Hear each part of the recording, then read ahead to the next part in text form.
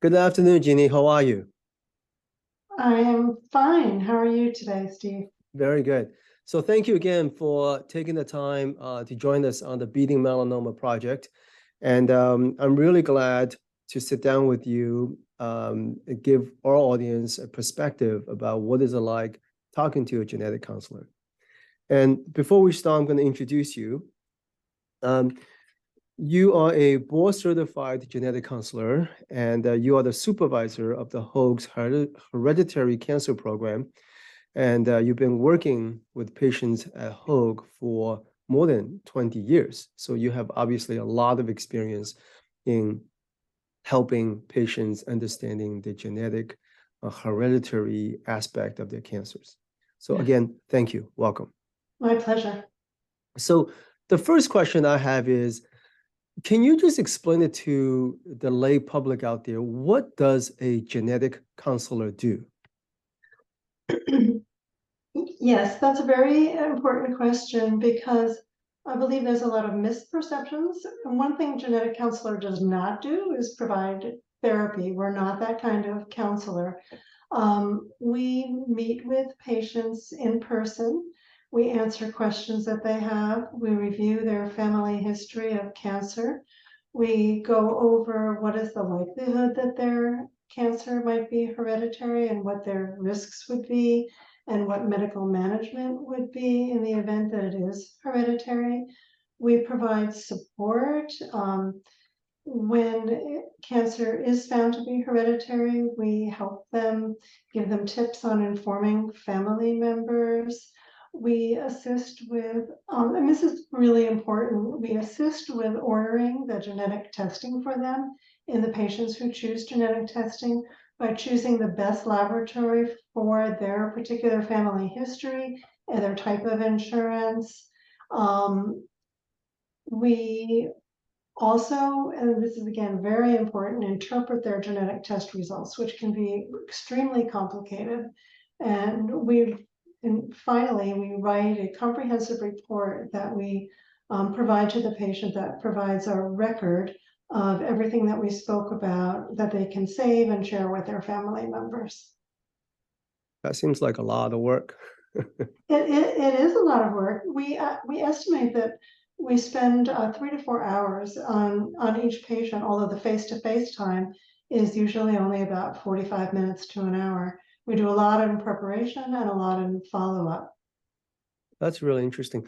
So that's really good to know. Maybe we can start by walking through the process. Let's say if I saw a patient, let's say a young individual in their 40s, and have had, let's say, 3 melanomas and also family history of melanoma. And there's also another family member who had pancreatic cancer. So I have this index of suspicion, right?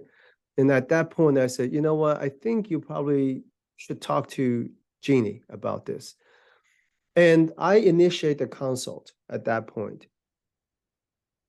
What happened next? Okay, so there are many different ways you can make a referral. You could email me, you can put a referral into our electronic medical record system. You can just give the patient our telephone number to call for an appointment, although that's the least useful, I think, because if you initiate the referral by contacting us, then we will 100% circle back with you. Like, oh no, this patient decided not to come to the appointment, so that you have that documentation. But if you do send us a referral, then we will contact the patient and part of our scheduling team and schedule an appointment for them.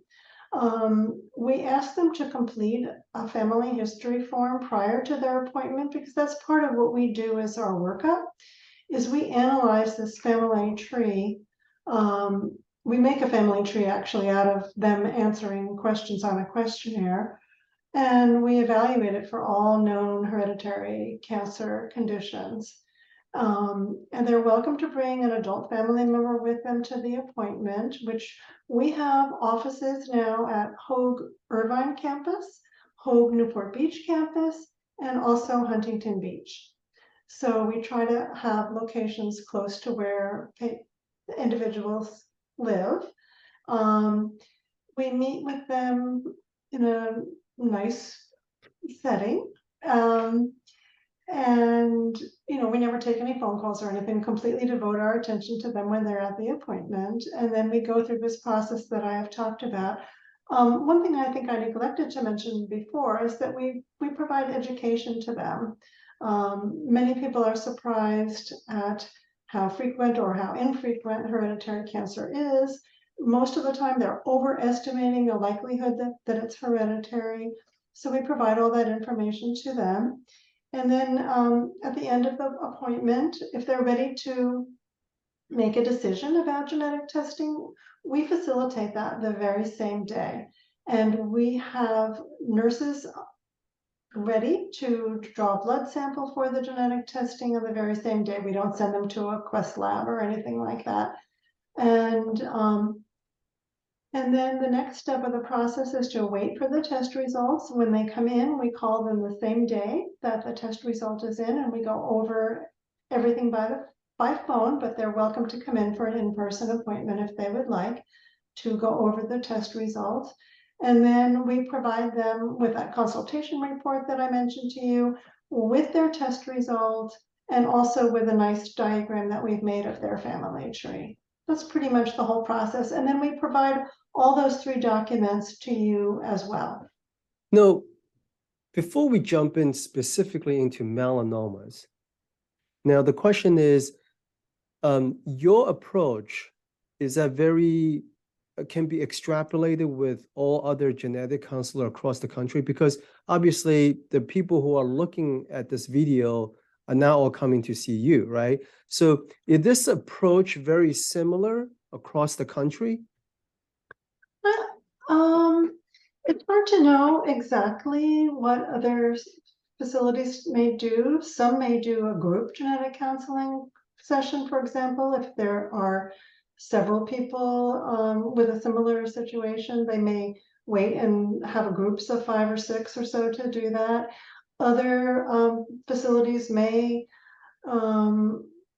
do video consultations and then mail a test kit to the patient. I really am only thoroughly versed with what we do here at Hoag. Gotcha. That's fair. So let's come back to melanoma particularly, right? Let's say at this time, we have this patient I referred to see you. Let's say this 41-year-old gentleman with history of 3 melanoma. Yes. And a family history of melanoma. And they agree to come in and they actually sit down in your office. So first thing, you asking them to fill out a very detailed family report. Is that right? Yes. What's in this family report? Well, speaking of, so the family tree would go out at least 3 generations, include children, siblings, parents, aunts, uncles, grandparents, and what the reported history of cancer is. And it's all in symbols, but we explain everything. We use circles for females and squares for males and so forth. And we review everything to make sure it is correct. And we also may have some follow-up questions that we want to ask about, go out further, maybe cousins and things like that. And that helps us determine how likely it is that this cancer in this family is hereditary. And we also have a computer model that specifically for melanoma, it's called MelaPro, that we use.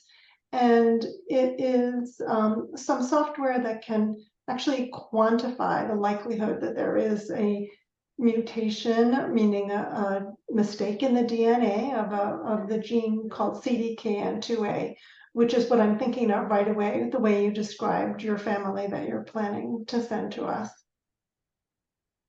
No, let's come back. So, because I think not everyone, the goal of this interview is I want people to sort of visualize, understand exactly what this process is, what's it like, so that if they are planning to go to a genetic counselor, so they have some basic understanding. So now the guy fill out the 3 generation of family report, and he's in your office. You reviewed the accuracy of everything. Now, what kind of question would you ask at that point? Well, actually, the first question that we ask everybody when they come in to see us is, what are you hoping to get out of this Mm. appointment? Are you doing this for yourself? Are you doing this for your children? A combination of both? Um, and so that we know how to gear the session. We also explain it's called contracting, what we can and can't do. Sometimes someone will come in and say, well, I'm also worried about my family history of Alzheimer's disease. And then we'll say, well, today we're going to focus on this, but you can schedule an appointment later to discuss the Alzheimer's disease, because each of them requires a full session. And we have these wonderful presentations that we've created over the years on iPads, where we provide information about hereditary melanoma, how these genes are inherited, explaining inheritance. Many people think things skip a generation, so we have to sometimes unteach people what they have heard or what they think they know. A really key thing that we go over is, okay, what happens if we do find that the cancer in your family is hereditary? What do we do about it? Our main goal really in an individual and their family is to prevent cancer or detect it at the earliest treatable stage. That's really the goal. I know sometimes the information that we give people is scary to find out that they have a gene mutation, especially if someone uses that word mutation. That's a scary word to begin with. But another way to look at that would be, this is an opportunity to know something that's lurking in my cells, and now I know about it, and now I can deal with it by having frequent screenings, or again, prevention, like removing any suspicious looking skin findings right away, or early detection of cancer by, you mentioned pancreatic cancer in the family. That's a cancer that's pretty scary to people, but there are methods now to detect pancreatic cancer at an early stage when people are at increased risk for that. So it's not a scary thing as it used to be. No, this is really nice. I mean, I think we are at this level because you see so many different type of patients, right? And you're not only dealing with melanoma patients. Can we just drill down a little bit and give us more detail about, you have a melanoma patient coming in at this point, and what do you tell them at this point? What tests are you ordering? And let's say what I'm trying to figure out is, I want to convey it to the public out there is, what is this session like just for people with melanoma, right? So obviously you talk to them, you had this contract, you says, okay, you know that I'm here for myself and I'm here for my family and my kids. Okay, once they answer that question, what's next? So usually after we review the family history, we do this presentation that we have on our iPad about how frequently melanoma is hereditary, what genes are associated with hereditary melanoma, how these genes are inherited. So if we did find something, what's the likelihood that their children have it or their siblings have it? And again, what we would do in the event that we do find something. And then also we provide information to people about their family members' risks and way to manage these risks, even if they haven't inherited something. Because if melanoma is happening in the family, we may not have discovered the gene yet that's responsible for that. And so we do that. In terms of the genetic testing, it's really shared decision making. We might say that if you do want to do genetic testing, you should, based on your family history, you should test for this, this, and this. But we always offer everyone the opportunity to test for all known cancer genes or anything else in their family. Not too long ago, genetic testing was extremely expensive and cost about $2,000 for one gene. Wow. And now the laboratories that we use, they kind of batch process the genes. So people can test for maybe close to 80, or some labs over 100 different cancer genes. If it was an out-of-pocket cost, it would be $250. So it's amazing how the cost Wow. has dropped. And this way they find out, even more information than just about the hereditary melanoma. So this is a really difficult consultation process for you, right? Because you mentioned earlier that if someone who have Alzheimer concern and melanoma concern, you will say, hold on a second, let's focus on melanoma. We deal with Alzheimer later.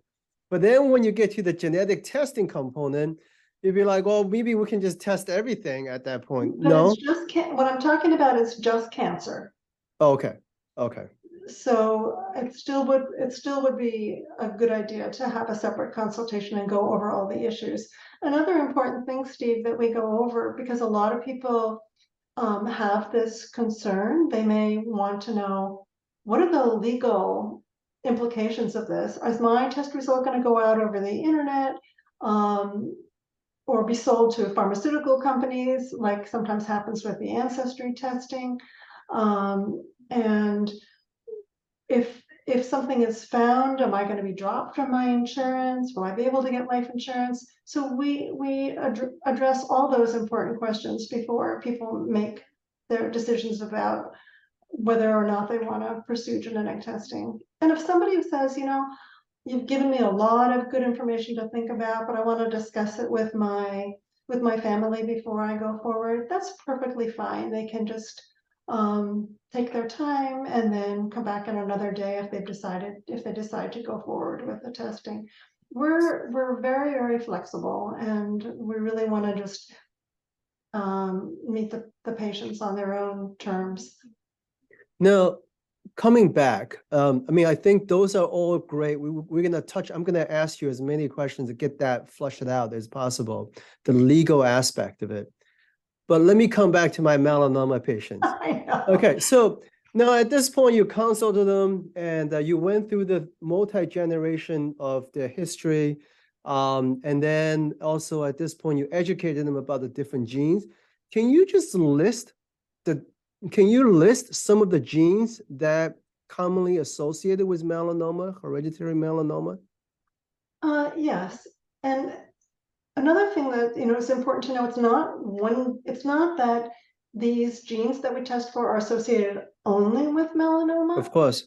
So some of these genes are associated with other types of cancer as well. So the gene that's most closely associated with hereditary melanoma and that we've known about for the longest is a gene called CDKN2A. And this gene is associated with an increased chance to develop melanoma and pancreatic cancer primarily. Having a mutation or mistake in the DNA of a gene is not a sign that this cancer is definitely going to happen, but it's just a sign that the person might be more susceptible to developing that type of cancer and need screening or prevention. Another gene that's closely associated with melanoma is called BAP1 or BAP1. And this gene is associated, and it's kind of crazy how one little change in the DNA can be associated with so many things. But in addition to melanoma of the skin, that gene is also associated even more so with melanoma of the eye. Yep. With mesothelioma, which is a type of lung cancer that happens to people with, usually because of exposure to asbestos, and kidney cancer as well. And then there's some other cancers that may be associated with BAP1, but we just don't have as much information yet. I'll mention one more gene, which is called BRCA2. Some people might call that BRCA2. It stands for breast cancer, and the 2 is because it was the second breast cancer gene to be discovered. And this gene is associated most highly with female breast cancer and ovarian cancer, but it also is associated with prostate cancer, pancreatic cancer, male breast cancer, and melanoma. That's right. So if we saw a family history with combinations of those cancers, we'd be focusing on BRCA2. But again, not like the old days when I first started here, where we basically would test one gene at a time because, first we test this one, it's most suspicious, then we would test this one. The world has changed to something called panel testing, where we test for multiple genes associated with the same type of cancer. Most of our patients, actually, they do this sort of pan-cancer panel, where they test for all the genes associated with all cancers, because people have small families now, and sometimes there might be a gene mutation that just hasn't manifested, or what we call a lower penetrance gene, meaning that the chance of developing cancer is higher than average, but not super high for that particular gene. So You mentioned earlier, you said, how much does it cost for this, let's say, average panel of cancer gene testing? Did you say $250? So $250. The laboratories that we use, they're really excellent in that they provide a cash option if insurance might not cover the genetic testing. So they lose money on these cases, but they do provide this option. Another wonderful quality of these laboratories is that if a mutation is identified, they will test any family member, no matter where they live in the country, at no cost for a certain Wow. time period after, because Wow. it's important. They understand how important accessibility is, and understand that, sometimes people might not have insurance, or so they offer an out-of-pocket cost. However, genetic counseling and genetic testing are covered by most insurances. That's amazing. So let's come back because you touched upon a really, really important question. That is the legal ramifications, right?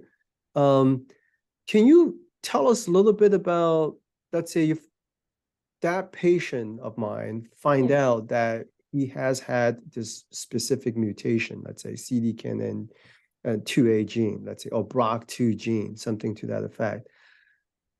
Does that impact his life insurance, his health insurance?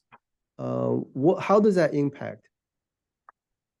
So actually, it depends on what state you live in. Wow. The whole country has protection for health insurance and for employment, meaning that if a person applies for health insurance or for a job, the prospective employer or insurance company is not allowed to ask them about any gene mutations, and can't make any decision about hiring or how much to charge people, or whether or not they'll even cover that, not based solely on a gene mutation. Some states have extend that protection to life insurance and long-term healthcare, long-term insurance, and disability insurance, but that's state by state. Is it which states that you know of that's doing that, or is it just only few states or majority of the states that extend that protection? Since I'm only licensed in California, I know about the California law, but I also know about Florida's law, because Florida, I believe, is the only state that covers all those types of insurance Oh, that wow. I mentioned. But what about California? Since we So both live California here. does have some additional protections with life insurance. And also their law, their anti-discrimination law, also covers mortgages. Hmm. So if a person applies for a 30-year mortgage, you think they might want to make sure that the person doesn't have a gene mutation with a high likelihood of cancer, but they're not allowed to ask about that. So does it make sense at this point that if someone is thinking that they have a mutation, should they just go out and get the life insurance, get everything first before they go get tested? So, and again, what I would recommend for something like that is to have the consultation first. And if the genetic counselor says, really looking at your family, your father had melanoma, but he had melanoma at 80 and played tennis every day of his life, and there's no other family history, you probably, probably they wouldn't need to go get life insurance before testing. But the family that you described a few times in our talk here, that sounds like a pretty high risk family, and it might be a good idea. Although certainly anyone who we test whose parent does have a gene mutation, so we know that their chance is 50% that they inherited that. Those people we would definitely talk about obtaining life insurance first, Gotcha, or gotcha. taking a trip to Florida. I'll just Get move to insurance. Florida. I'll just move to Florida for better taxes as well. Well, yeah, no, I mean, you can just go there and buy your insurance and then come back home. Um, who orders the genetic testing? You do, or who usually orders this genetic testing? So again, that is a state by state situation. So I'm licensed in the state of California, and in the state of California, genetic counselors are allowed to order genetic testing Gotcha. because we're really the experts. Yeah. Yeah. I mean, you are. I mean, I think whenever I run into a patient with any kind of syndromes, Gorlin syndromes, or like suspicious for melanoma, that we have to defer to your expertise. And um, so how long does it take for you get the blood test and for the results to come back? So the results usually take about 2 to 3 weeks. Sometimes in any kind of a more emergency situation, we can order a limited panel that gets us test results back maybe in 7 days. But again, usually 2 to 3 weeks. And again, we call the patients the day that we get the test results. I'm not sure what's done in other locations, but we get No, I'm them. sure that's really good service because most patients are just waiting, I know, I we know it's, know. yeah, We understand how yeah. anxious people are, and we want to get them the information as soon as we can. I mean, I think that is a reason why, your service and the patient loves what you have done over the years, because this kind of empathy and compassion to deliver the best of care, right? And time matters in this case. Um, Now, walk us through a little bit. Now, you got this 3-4 page of reports, and there are, I don't know, 80 panels of genes, a panel of 80 genes on there. And there are some that says mutation, some sort of variant. And this can be a very long discussion, isn't it? Well, so it would definitely be unusual for someone to have a mutation in more than one gene. We Okay. have seen people like that, but most of the time, all the genes are normal. But when there is a gene mutation, then we focus specifically on that and what that would mean for the individual and for their family. And again, because this is something that would be new to them, we give them tips and handouts on how and when to tell family members and children.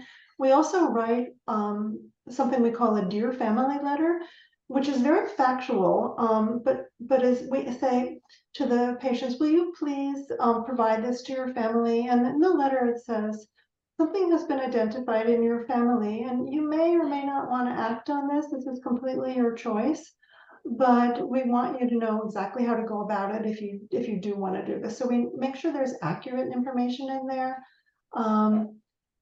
so that people will know the next steps if they want to pursue the free testing, or if they want this information, or some people don't. I have families with PDKN2A mutations specifically. And one of the things that's maybe unique to our program is we follow up with everyone who has a positive result. We give them the information but they may be shell shocked then. So we follow up with them maybe 3 weeks later to see if they have any questions, and if they've contacted family members, or if they have we may have referred them to high-risk groups if they've been able to contact them. But some people will say, yeah, I told my brother about this and he doesn't want anything to do with it. And Yeah. I understand that. It can be scary. But at the flip side, sometimes when you find out about your genetic mutation, family history mutation, people's behavior actually change. I have one of my colleagues tells me some of the patient didn't really care about the sun getting UV exposure, but once they find out they had this genetic mutation, their behavior just all of a sudden change. It's Another so question. true. Another question. Is genetic counseling and genetic testing you mentioned before, I just want to get clarification. Is it covered by insurance at this point? Health care It insurance? depends on the insurance. Most insurances plans do cover genetic counseling, but we also have a cash price because again, we don't want to limit this. Sure. People can't get insurance coverage for it. And the out-of-pocket price is less than what we would bill for insurance. And each insurance company may have different criteria for when they cover genetic testing. So interestingly enough, and sorry to say this, but a lot of times melanoma genetic testing is not covered by insurance because the thought there is that people know they should be screened for melanoma. If their test result is negative, they're not going to stop screening for melanoma if they have a family history. And but I think what your point, what you were saying, is so true. That yeah, we all know the right thing to do, but whether we do it or not, there's more emphasis on the importance of doing it if we know that we have a gene mutation that's predisposing us to that particular type of cancer. I know I'm jumping around with my questions. Okay. One of the questions I have is you touched upon a little bit. Can you just tell our audience what are some of the tips that you give to the index patient, that patient, so that they can go back and tell the family member about the mutation? What do you tell them besides this letter? Oh, probably most important is that they come to grips with it themselves first Sure, before informing, especially children.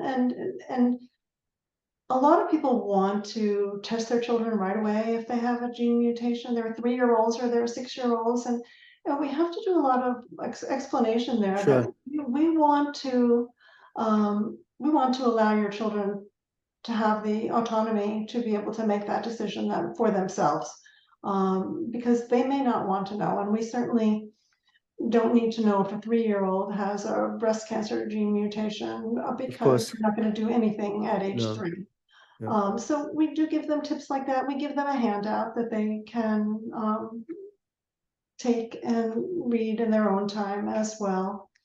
But the timing is important, and who we also would do a strategy for the patient, for the family. Like for example, you don't need to test all cousins on both sides of the family. Let's first figure out which side this came from and then go from there. So we'll help with a plan of how to.